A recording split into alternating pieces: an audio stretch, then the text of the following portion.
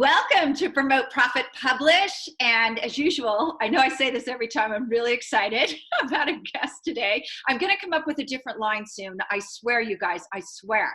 So I want to remind you before we get started to go over and follow us on YouTube, Superbrand Publishing. And also, you're listening to this every week. Go subscribe, leave us a review, tell us how much you like us because you keep coming back. So I know you do. So today's guest, I have to say before I introduce her, so at the beginning of 2020, I decided I was going to go out on LinkedIn and I was going to find a whole bunch of new guests that I didn't know. I just kind of looked at profiles and said, ooh, I want to talk to that person. I want to talk to this one. And that is how I found Bonnie D. Graham. And I was actually having a bad day when I started talking to her. First thing in the morning, kind of having a crummy day. And by the end of our call, I was laughing hysterically. So I just want you to know, totally made my day. So when Bonnie had to present an oral book report to her 7th grade public speaking class, she realized that she was no longer the shy, don't call on me student who wanted to hide at the back of the room. Fast forward several decades, Bonnie became a stand-up comedian, a radio and TV producer, producer and host just for fun. To imagine, just for fun, you guys. Beginning in 2011, she portrayed her enthusiasm parlayed it, I can't read today because it's Monday, into the business broadcast journalism career. As of 2020, Bonnie D. Graham, aka RadioRed, has created, produced, and hosted more than 45 business-themed thought leadership roundtable radio series and 200 live shows a year and is still going strong. She reaches a global audience of 1.8 million and in 2019 discovered her passion for drumming. Oh, I bet your neighbors love you. And is now playing in 2 bands and producing and hosting an open mic twice a month. And she continues to host her weekly Read My Lips radio show, presenting live unscripted conversations with creatives, novelists, filmmakers, artists, musicians, and publishers. So welcome, Bonnie. And why do they call you AKA RadioRed? I don't think we can tell. Hi, Juliet. Thank you for inviting me. AKA RadioRed was interesting. When I started out doing my own radio show, which used to be called Up Close and Personal, on Blog Talk Radio, I realized they had thousands, maybe millions of people like me who were hosting their own radio shows. And I wanted my name to pop up to the top. I'm a redhead, as you can see. And I did a little research on how to get a name or a naming strategy that would make you go toward the top of the alphabet. Now, I'm a programmer analyst from back in the I'm not telling you how far back. And I know the sorting order of alphanumeric characters in a computer program. So somebody said, I read somewhere that if you put AKA in front of any name and link the names together, you'll go very high up on the alpha sort, so you pop up near the top of any list. So I said, well, I'm Bonnie D. Graham, but I'm also known as AKA RadioRed, and it just stuck. So I became AKA RadioRed. Now I'm also AKA Chick Drummer. Just want to tell you that.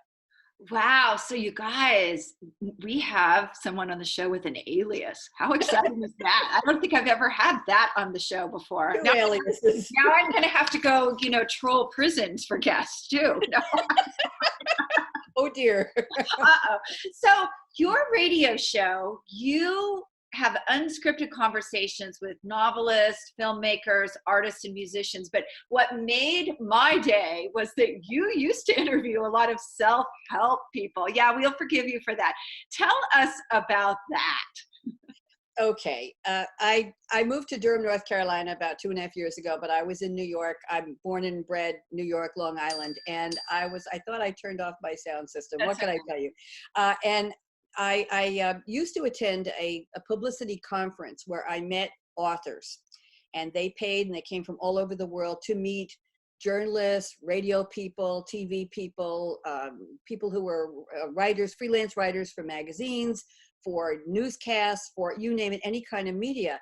And I would meet I was one of the most popular people because I called myself the desperate woman of radio, Juliet. I say to people, I'm on 50 times 52 nights a year. That's every Monday night for the whole year. And I need guests, 2 guests per week. So I could book in 2.5 hours sitting. They had us sitting with a sign behind us and a table and a guy or a woman with a stopwatch. And people come up and pitch me, 2.5 minutes to pitch me. And I noticed over the years, I could basically book 46 people. I came with a calendar, little appointment cards. I could book 40 to 50 guests in 2.5 hours and fill an entire half-year radio schedule. It was magical. But I noticed more and more that the kinds of stories I was getting were people saying, and I hope I don't offend anybody, well, I was injured in some kind of a catastrophe and something terrible happened to me and I somehow miraculously survived it, and now I'm going to be the world's guru for people who have purple toenails and their hair moves to the left instead of the right, and they were in this kind of a tragedy, and I'm going to tell everybody how I survived. Well, they were very compelling stories, but after a while, they became more and more improbable. People were coming up to my line and telling me about series of disasters that were almost impossible for one human being to have in the course of maybe 10 years of their life or 15 years. I was hearing such horror stories about abuse, about drugs, about incarceration, about people who had miraculously reinvented themselves and were now millionaires because they were selling their books. Now, you and I both know the advent of self-publishing came along, I don't know what, 5 years, 8 years ago, became really, really popular. And I was speaking to people who could not write very well in many cases. Their books were not proofed. It was hard for me I revere the English language. I try to speak clearly. I'm also a writer. I write clearly. And it's hard for me to read offensive language. It's not dirty language, but language that has not been edited and proofed and is not, I'm not even talking about the format, just misspelled words and poor punctuation and sentences that end with, you don't know where they're going.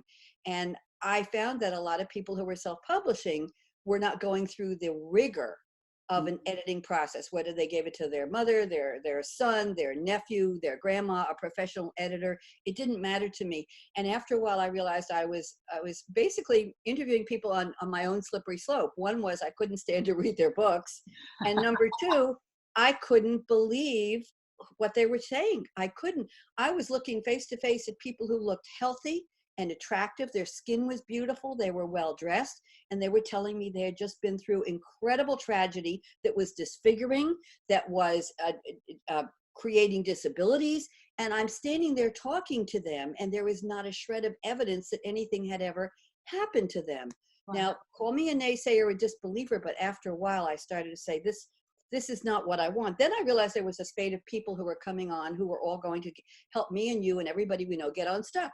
They all had the reason, they all had the logic, they all had the experience.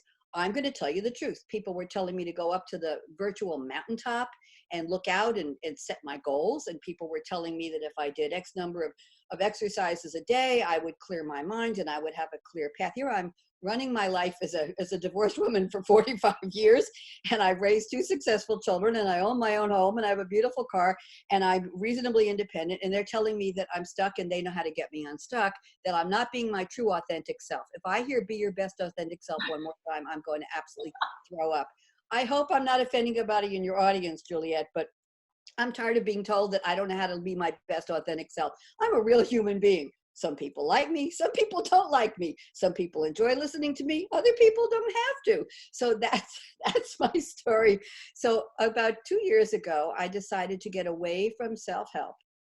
And there's a certain subset also in the medical profession, and it starts with a C and ends with an R, who are into so many areas of medical treatment that I was getting them on my show and they were telling me they had cured patients who were impossible to cure from any kind of medicine, Eastern, Western, Northern, Southern, and they had developed these formulas and these things and they were selling them in their practices. And I have relatives who are physicians and they said to me, how could you even talk to these people? What they're saying is not even remotely possible. It doesn't even make any sense. And so I felt that I was violating some of my own principles about authenticity, people telling me the truth. So I started talking to creatives. Now, Juliet, a creative is somebody who probably makes something up, but it's okay. I have spoken to former HR executives who became thriller novelists and have series of 13, 14, 15 books and fans all over the world. That intrigues me. They left that sit at the desk and do what you're supposed to do. And they left that and they said, I've got some really interesting ideas for thrillers. I've spoken to somebody who was a bodyguard for a major movie producer who realized he knew enough about what goes on behind the scenes in movies. He was also a bodybuilder, that he started a series of novels that are famous. I spoke to a woman who helped start women's writers groups around the world. She writes heavy duty, dark S&M porn, and I talked to her about her, but not the details of her book. And I discovered she is an opera singer. She started a women's creative writing group in Thailand. She belongs to mystery thriller novelist groups in London. We talked for an hour and 15 minutes with no script, no notes. We never talked about the S&M topic. She was one of the most fascinating people I've spoken to. She also wrote a tremendous thriller about a bank that's 4 stories down underground in a steel structure with no windows in the dregs of London, basically. It was an incredible thriller, very sci-fi, and I loved her book. So I've gone toward that side of people who have something to say. They don't always have a book. Sometimes they've written some songs. Sometimes they have a book of photography, but sometimes they're fashion photographers. I met one who started a group. He said, I'll teach people how to do photography. He's in the Miami area, I believe. I'll help people figure out how to use their phones and their cameras for photography. He has hundreds of people coming to him once a month for free classes. He is a renowned cover fashion photographer who's interviewing and photographing some very, I'll say, upscale people who own their own horses and have their own estates. Beautiful cover photography. I had the privilege of talking to him. So I've gotten away from that, I can help you figure it out, to I'm a real person. I have some really cool creative ideas. I work, I think, I sing, I dance, I photograph outside of the box, outside the mold.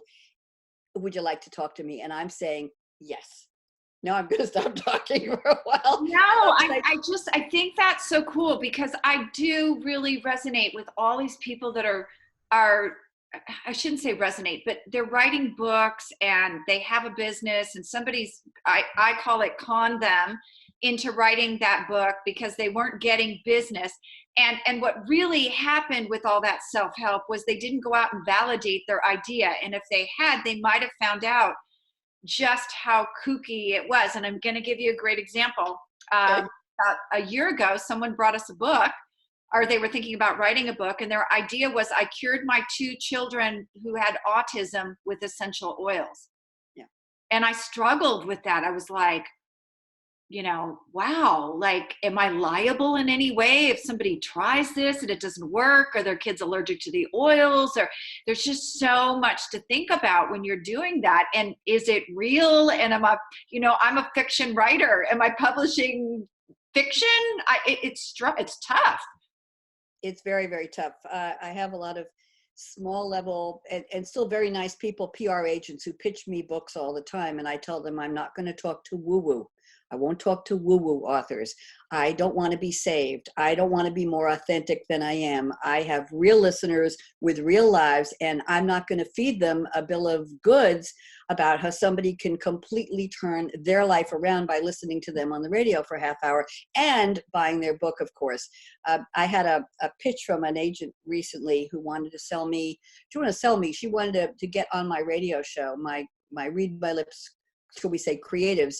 A woman who decided to take her family's diet and turn it into all vegan, which is fine and admirable if it works for you, and her 9-year-old son. Her 9-year-old son has a thing about standing on the beach with a phone in front of him and picking up little critters from the beach and telling the audience, mostly kids, how you should respect all the organisms in the world. And the kid is very, very articulate. He's very cute. He only had 2 videos that I could see. They were 1.5 minutes long, so not exactly an established shall we say, content creator, if I can extend that term to him with honor. So I went to the mother's website, and maybe it was a bad day for her website, but every page I went to, all the HTML code was showing, and I couldn't see the writing on it. They told me I was wrong and her website was fine. I've been in computers for 40 years. I'm online every day for 20 hours a day. I know what a website looks like when you can not have to see the code. And then she said she had cured a certain disease in herself by switching to vegan. I was so curious. I went and looked it up, and I found that that is a known possible way to forestall the progress of a particular disease. It wasn't a big deal, but it was something you don't want to have.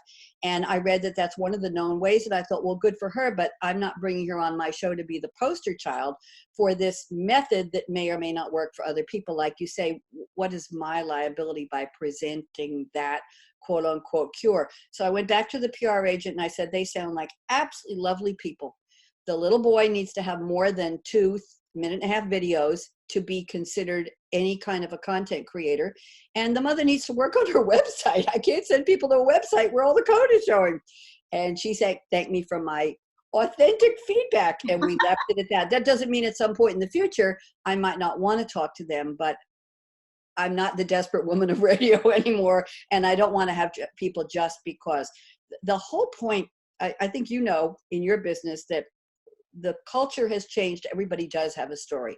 Mm-hmm. The question is it a real story that you are proud to tell, or not too proud to tell, but you feel it will purge you or it will help other people? Well, what is that story? Is it a real story? Can it be validated? And often I'm finding not, but also storytelling. I find that people have such great ideas for novels, Juliet, for fantasy, for mystery, for creative approaches to art that doesn't need to be put, well, the art doesn't need to be put into words, but I'm finding that there is so much interesting spinning the story today that those are the people I want to talk to. We're not talking about my business show, it's just my personal show. Mm-hmm. So Read My Lips Radio, of course, is code for read the book, Read My Lips. But all I ask my guests to do is send me their ebook as a PDF, or I just got one today I'm reading that's a Kindle. I asked them to send me a free Kindle link. I asked them for a photo, for a picture of their book cover or their logo or whatever they do, a short bio, and where they're going to be calling from. And that's about it. And I can hold an hour-and-a-half conversation with one or two guests. I have two on tonight.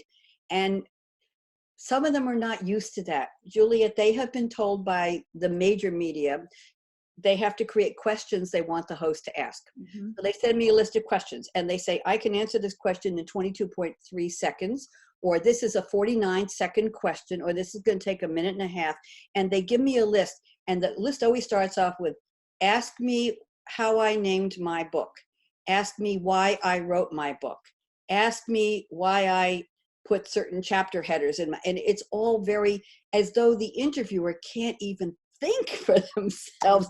But I think major media that's giving them 3 minutes on national TV might want to, I can't even believe they want. So I very politely say to my guests, I'm not going to look at your questions because we're going to have a real conversation, because I'm a real person and you're a real person and we're just going to talk.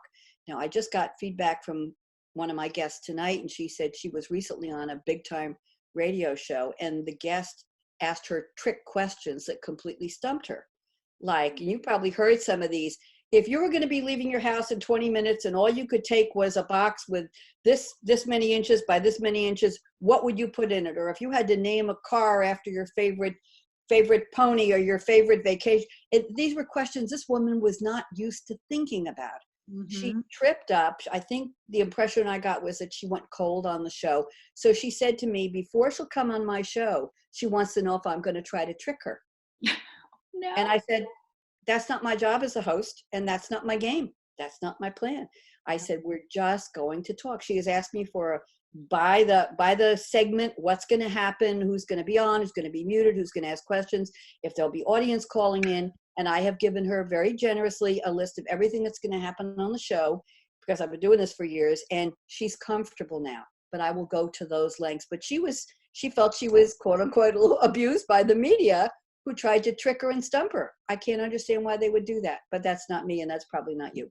Yeah, that's so interesting, because I did do an interview about a week and a half ago where they asked me, like right in the middle of the interview, who was the person who influenced and they asked me for a business book, and I was stumped. I finally came up with who influenced me to write my mystery novels, but business book, it just didn't, I was like, and I even said on air, I was like, man, you should have given me that before. So I had some time to think about it. There you go. It's awkward too when you're on video and you're looking around the room like, oh, my books are back there. I can't show you my butt while I walk back there. Look at my media training. Oh, But yes. no, I love that. And that's one of the things we talked about a little bit when I had such a good time with you is authenticity. What is it? I mean, we have so many people out there that bring us their books. Who's your audience? And they'll say, oh, it's Jack Canfield's audience. Well, you're not Jack Canfield. You're not. Like, who are you and why should people follow you? And, or they'll tell us, I want my website to be like so-and-so's. Well, you're not them.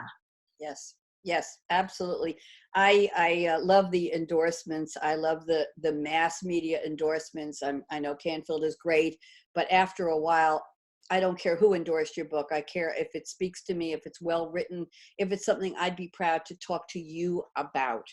And I just need the person to, as you say, to be comfortable with who they are. You can aspire to a media presence, you can aspire to a great social media following, but you need to know who you are and you're not that person who endorsed you.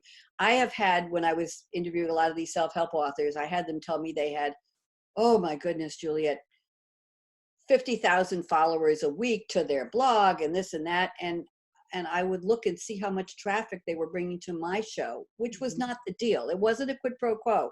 I know I shouldn't use that word, but it wasn't. But I noticed I didn't gain any new listeners from them. So that told me a couple things. Either number one, they didn't have a following. They weren't the most popular thing since English muffins or raspberry jam or whatever. I like both of those.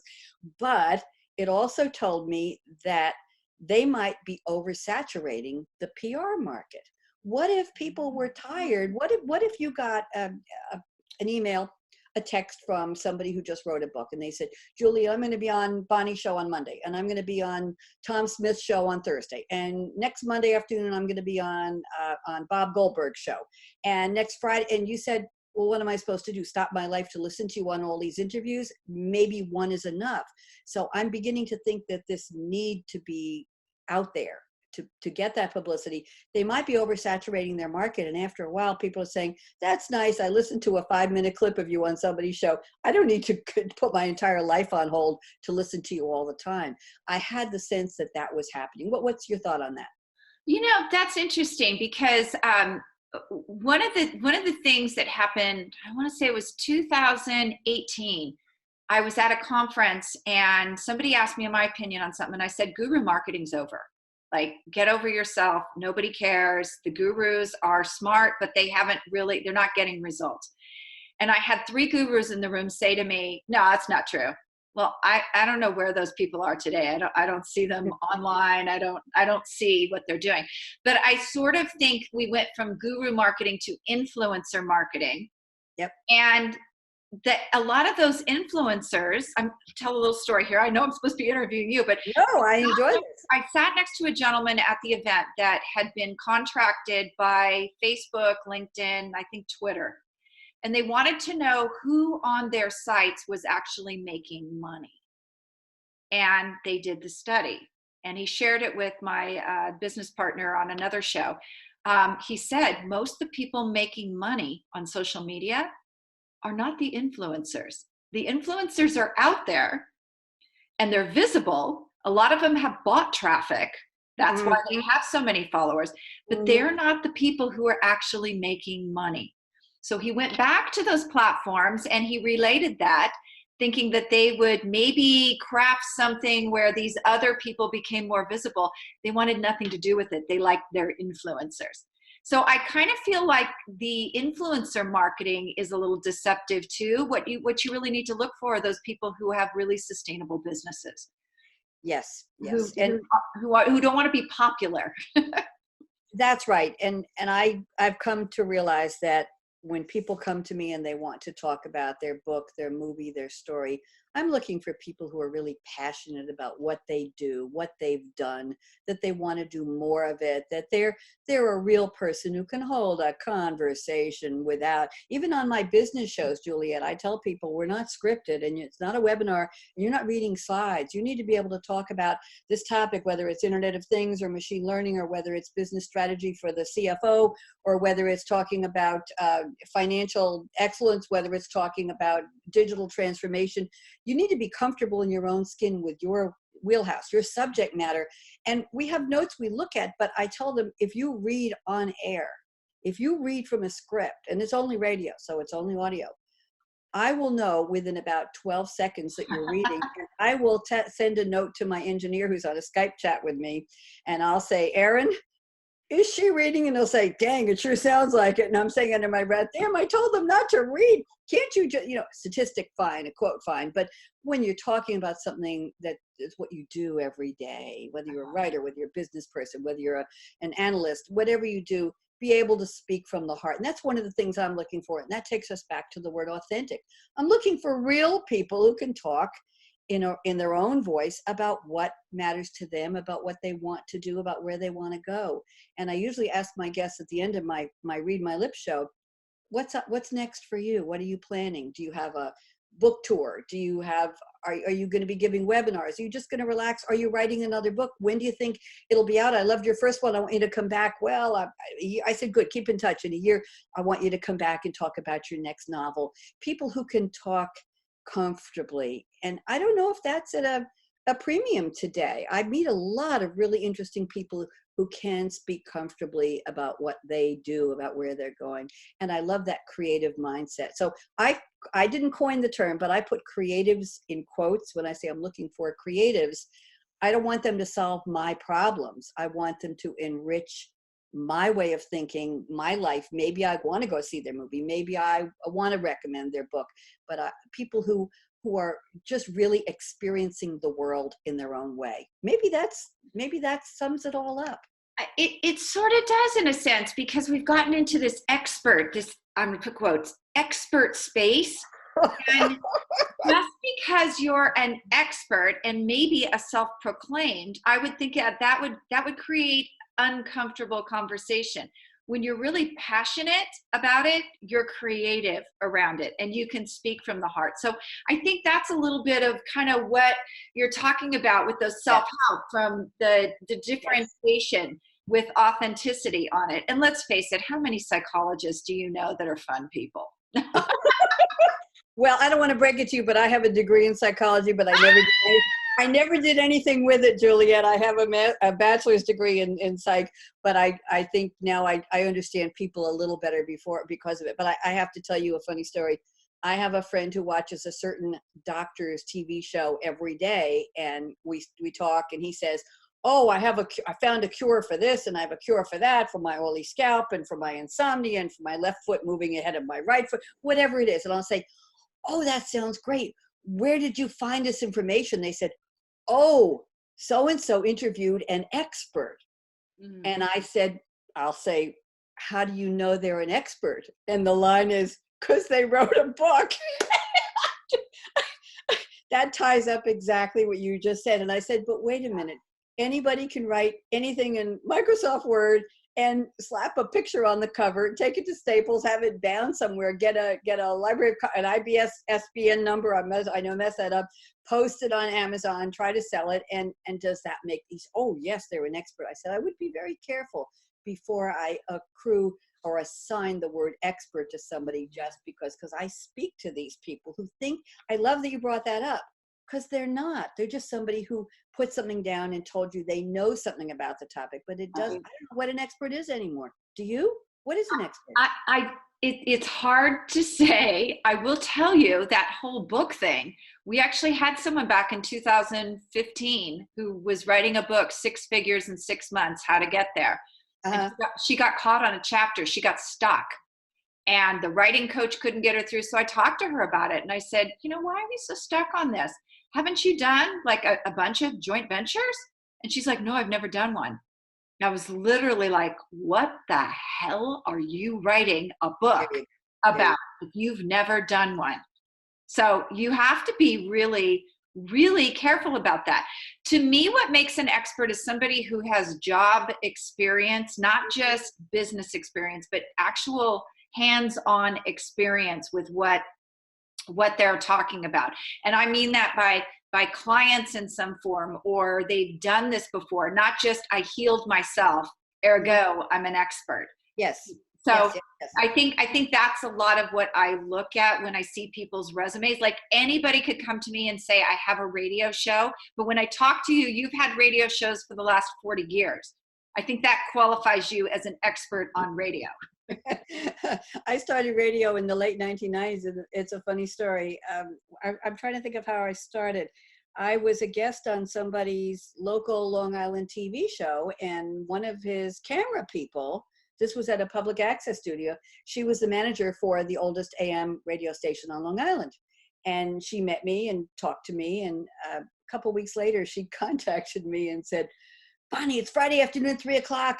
My Friday night drive time host can't come in because his mother is sick and he can't come, or something like that. Can you come? And her name was Joey. And I said, Joey, I'm about 25 miles away. I drive a sports car. There's 3 inches of snow on the Long Island Expressway. And if I even attempt to get out of my driveway, I'll be doing 360 wheelies in the middle of Great Neck. I can't get there. Could you give me some notice next time? And she said, okay, I'm sorry. The next Friday, she called me at 2:00 in the afternoon. She said, I need a drive time. I said, I've never done my own radio show. She said, I want you to come on my station. I said, we have to stop meeting like this, Joey. This isn't going to work. I can't physically get there. So I said, why don't we talk? So she invited me out to her office way out on Long Island. It was a good 45-minute drive, actually. And I sat down. She said, bring your calendar with you. And I did. She said, I want you to host 2 drive time shows, one on Monday nights with one of our most popular hosts who I knew was the guy who did the TV show, and one on your own on Thursday night. She said, I'm giving you 2 slots. This was vanity radio back in the day when people paid for the time slot. She said, you're going to be my bridge host. Chinese Radio Network owns the station during the day. They broadcast in Chinese language. At 6:00, we go to paid programming. Anybody can give us the money and we'll give them an hour for whatever they want to talk about. She said, I want you on 2 nights a week. So I started driving this.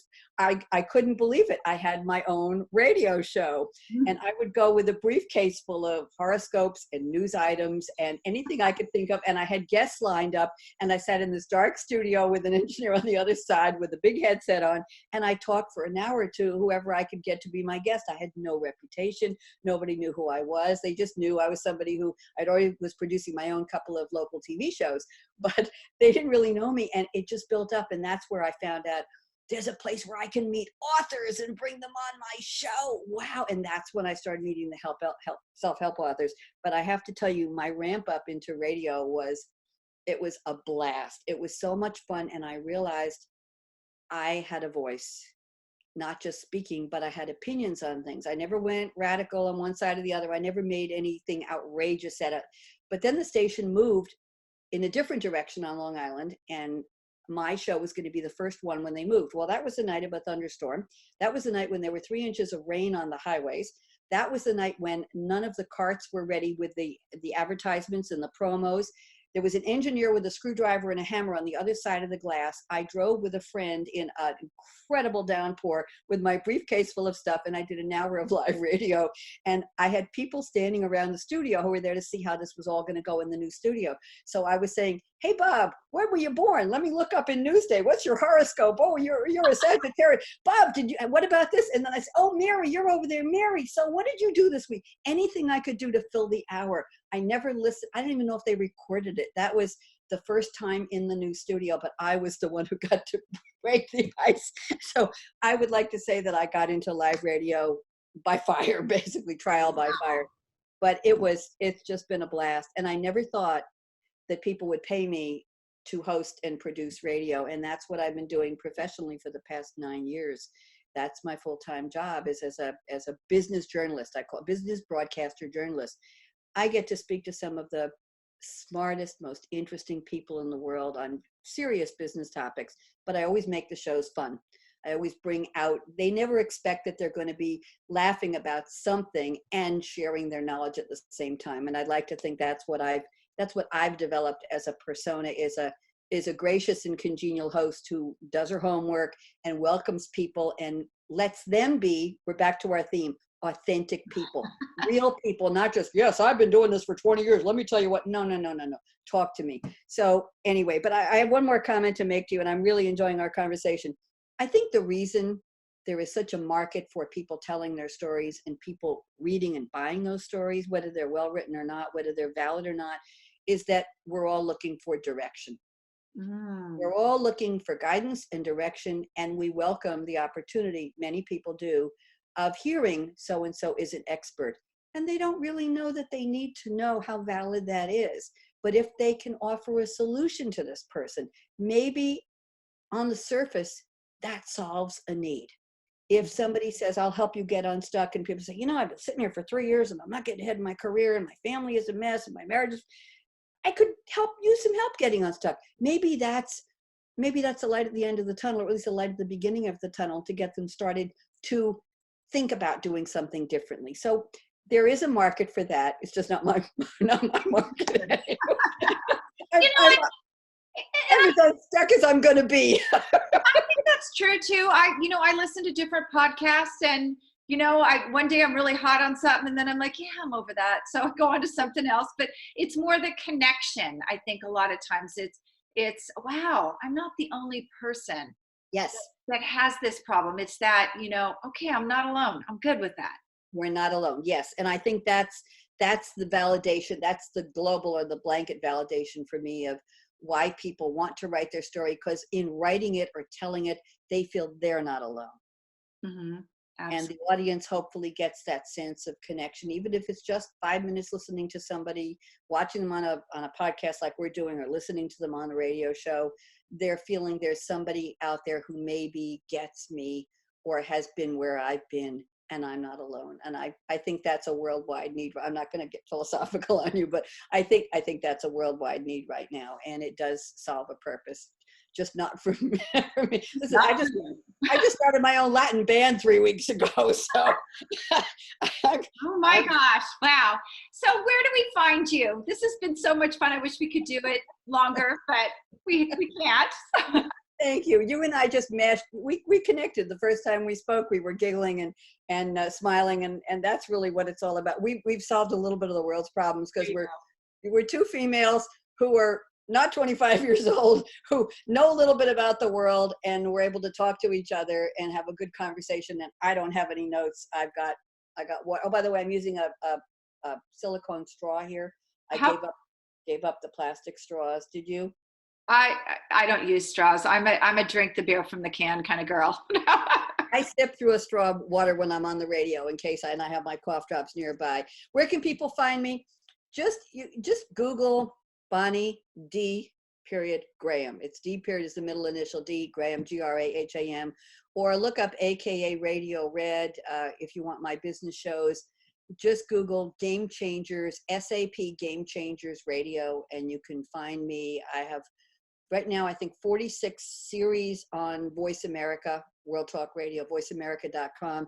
And a series, just in case anybody's wondering, is a themed show that has at least 12 episodes over the course of a calendar year. So when I say I'm doing 200 shows a year, I've done for the past couple of years, that could be 13, 14, 15 series, where each series is on at least a dozen times spread out over the course of a year. And I don't do, most of my series are on once every 3 or 4 weeks, not every single week consecutively. That's a lot for business teams that have other mandates to come up with guests and topics, but I do help them with that. So I'm all over the place. Just find me. Okay, great. Thank you so much. It's been very enjoyable. Thank you. By the way, BonnieRadio@gmail is another place you can find me if you want to reach out. Okay. Juliet, I think you're very special. I really appreciate your time. Thanks for the invitation. By the way, you're going to be on Read My Lips Radio talking about your novel soon. So I'll send you the promo and you can tell everybody to listen to you. I am. I'm excited. Actually, this one is not a novel. This is an actual business book. Okay. So yeah, but I've written several novels. So this is kind of scary. I'm jumping into a different genre. We will make it unscary. We're going to have a good time. Thank you so much. Have a great day. RadioRed signing off. Bye-bye.